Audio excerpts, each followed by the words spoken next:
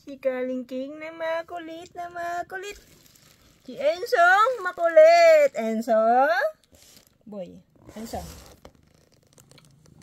Pagkakalambing naman, alam na ako'y nag-aayos ng aking gamit. Aba? Tingnan mo. Di pa ako tapos sa ginagawa ko, pero inaabala mo ako, Enso. Enso, bakit nagiging mumu ka? Charot lang. Ang dami ko pang aayusin, pero may abala. May nangaabalang baby. Ilang days na lang. 5 days na lang. Maghihiwalay na tayo. Enso?